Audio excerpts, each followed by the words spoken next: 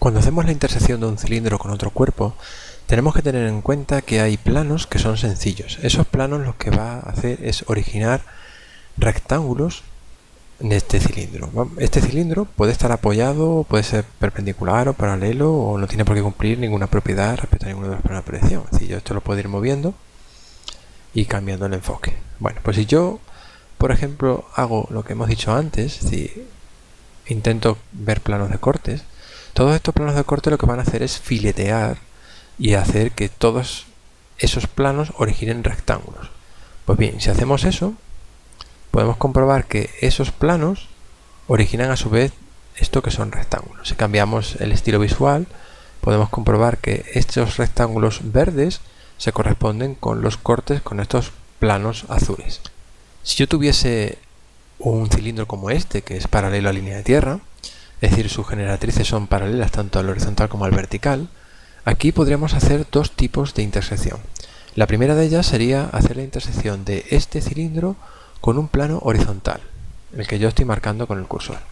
Si yo hiciese eso, esta intersección vemos que no se puede hacer. Bueno, pues lo que vamos a utilizar es la tercera proyección, es decir, dibujar el perfil de la base que tenemos aquí.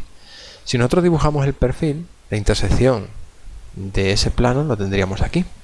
Pues bien, para medir el alejamiento, lo que tenemos que ver es saber que esta distancia de aquí a aquí sería la cota y el segmento que tenemos de aquí a aquí sería el alejamiento.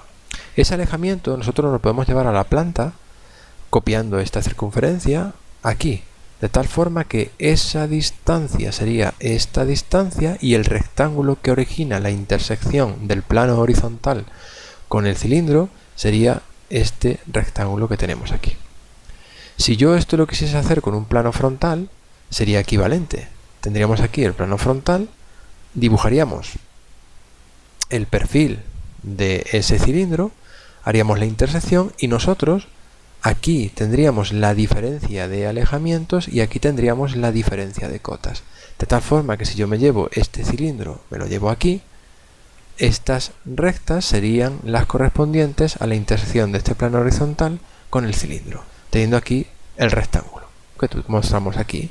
Aquí tenemos un cilindro que es paralelo al plano vertical y que podríamos hacer la intersección de dos formas diferentes. Por ejemplo, la primera de ellas sería cortando a través de un plano frontal. Si cortamos con un plano frontal, los cortes de ese plano con la base sería directo, no como antes que teníamos que hacer la tercera proyección. Nos llevamos estos puntos a las bases y trazamos los dos segmentos correspondientes al rectángulo que sale de ahí. Si nosotros quisiésemos hacer un proyectante vertical, sería análogo. La corte con la base es directo. Aquí vemos que ese punto se correspondería con este y con este, y los dos rectángulos que tendrían serían esos. Para terminar la explicación, tendríamos este cilindro que es un cilindro paralelo al horizontal. Aquí al igual podemos tener o planos horizontales o proyectantes horizontales. El plano horizontal generaría estas dos rectas y el plano proyectante horizontal generaría estas dos rectas.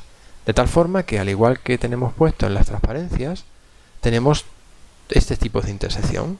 La intersección de sólidos, que es un cilindro con horizontales y frontales, es decir, cuando tenemos un cilindro que es paralelo a los dos planos de proyección hay que utilizar conceptos de tercera proyección, y cuando tenemos cilindros paralelos al horizontal o paralelos al vertical, que tendríamos que utilizar proyectantes o planos paralelos a los planos de proyección.